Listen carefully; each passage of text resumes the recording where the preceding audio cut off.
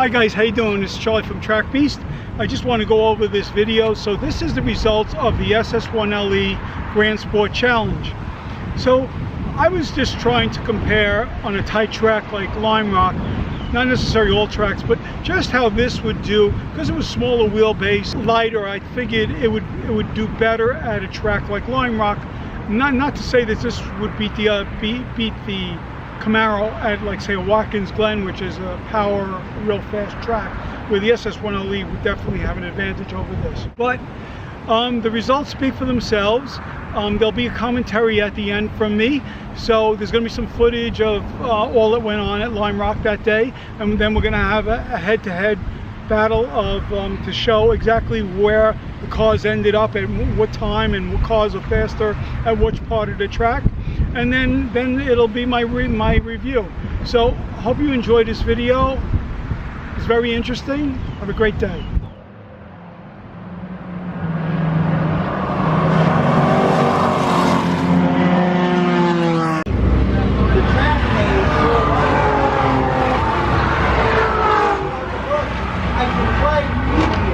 So I would bring your...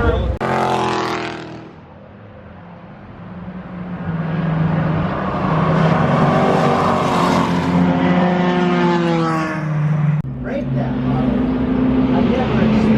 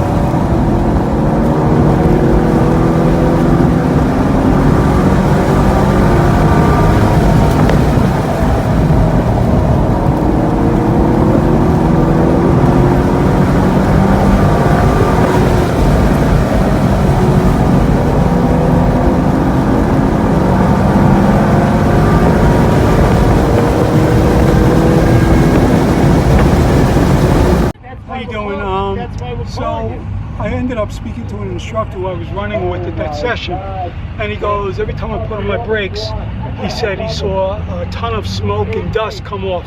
He said, check your pads. I go, no, they should be fine, they're brand new. So I put basically stock replacement. This is a 6-piston, so there's six pads, individuals, and they literally disintegrated in one session. So I bought, as an emergency, you always bring spares with the weakest link. I bought emergency HP Pluses, which are supposed to be much more heavy duty. So we took the rotors off, and we finished them with roto home, brake home, and basically take all the material off. And then I got to go out after this and seat in the pads, let it cool off a little bit. Lunchtime's coming, and then we'll go out. We missed one session. Hopefully get back in the next. We're missing the second, and I hope I'll get out for the third and fourth. Keep you informed. Hey guys, so you saw the video. So it is pretty clear that the SS1LE was faster. Not by much. It was like 0.7 seconds. Which is pretty amazing considering how old this chassis is. This is a 2005 base chassis. That's a 2016 base chassis. That car is magnetic ride control. When you put it in track mode, that car does not budge.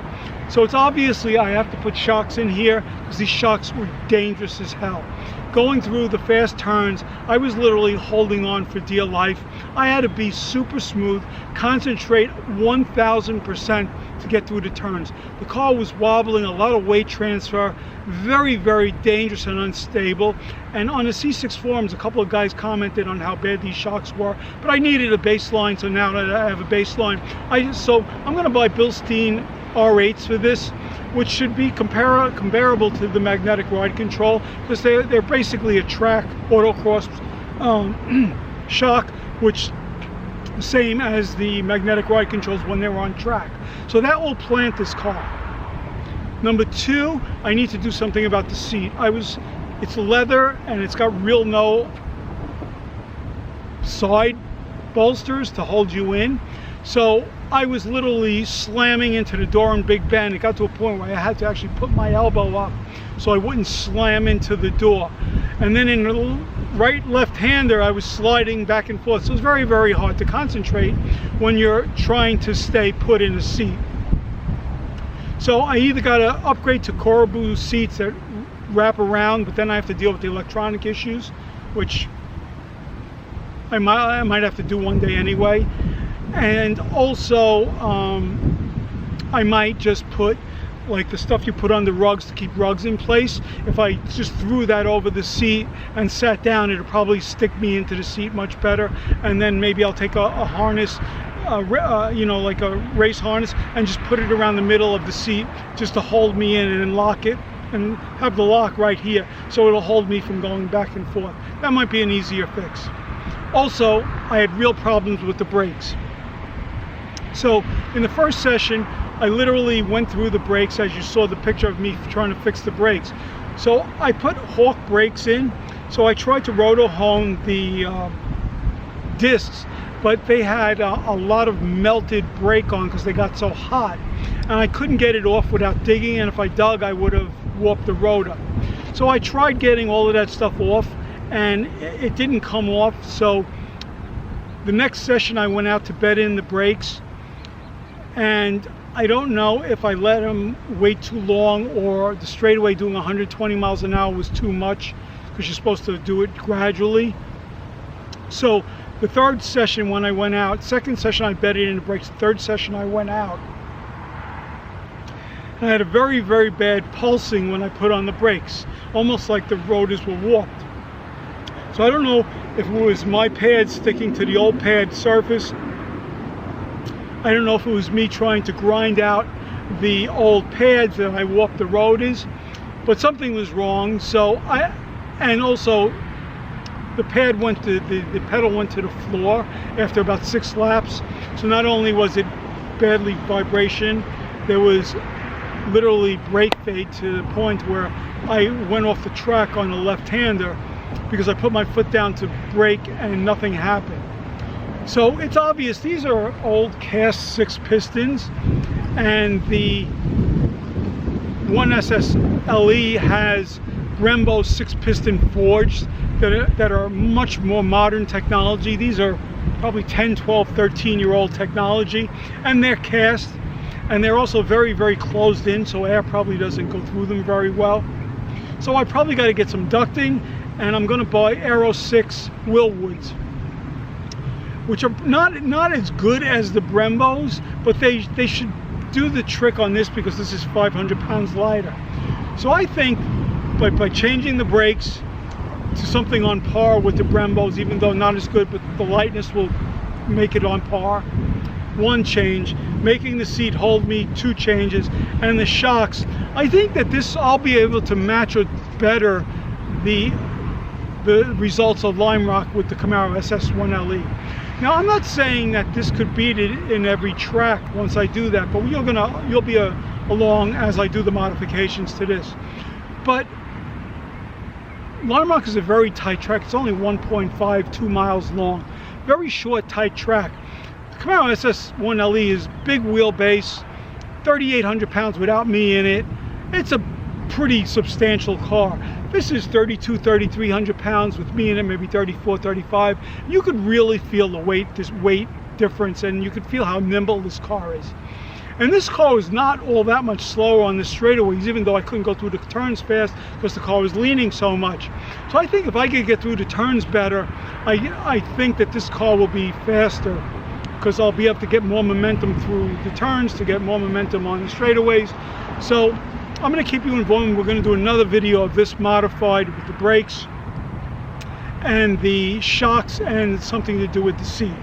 So we'll keep you informed as we go. It was very interesting. I'm glad it satisfied my need to know about why I never got passed by any Corvettes except race Corvettes or Z06. So now I know. But like I said, little modifications to bring this up to date with that good of a car, and we'll see what happens. So keep tuned, and there'll be a third part to this Camaro SS 1LE Grand Sport Challenge. Hope you had a great day and enjoyed the video.